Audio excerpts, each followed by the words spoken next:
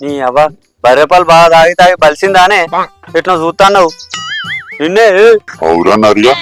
నా తల్లిపాలు దాక్కుంటా నన్నే తిడతాను అమ్మతోడు నీకు మాటలు వస్తానేంది బీర్లు కోటలు తాగి మీకే మాటలు రంగలేంది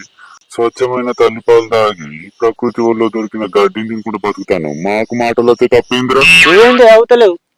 మేము మనుషులం ఏమని వేయచ్చు మీరు మనుషులను ముడతారా మనిషి రూపంలో ఉన్న క్రూర జంతువులరా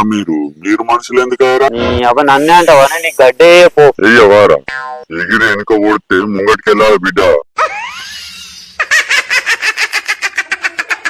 ఓ కొడుక అద్దే ఏతో పాటు ఓ నాయన దీనికి మాటలు వచ్చి ఏమేమో మాట్లాడుతాందిగా గట్ల బిడ్డ ఇక ఓ పీకు పోయి ఆ సెల్లులలో మూతి పెట్టి ఆ సొల్లు గార్చే వీడియోలు చూసుకుంటా బతుకుపో నీకేమన్నా పనా పాడా అగో తీస్తాడు అయ్యేది ఇస్తాడు చూస్తాను అయ్యేది చూస్తాను అయినా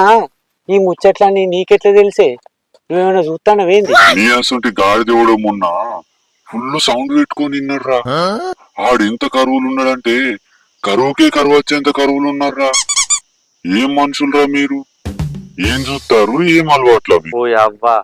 నీకు దండమే తల్లి అయినా ఫోన్లలో ఏం చూసినా పోతేరా వాటి ఏం చేయమంటే మమ్మల్ని అవురా చేసేది మీరే చూసేది మీరే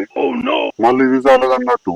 ఆ పూరగాళ్ళకు బుక్ లో వాళ్ళు ఫోన్లు ఇవ్వబడుతుంది ఇవాళ బూత్ చూడకపోతే భారతం రామాయణం చూస్తారా గడ్డి తినే నీకున్న బుద్ధి మాకుంటే మా చరిత్ర తెలుసుకొని ఎప్పుడో బాగుపడదు నువ్వు ఈ సొల్లు మాటలు ఆపి భగవద్గీతను గరుడ పురాణము చదువురా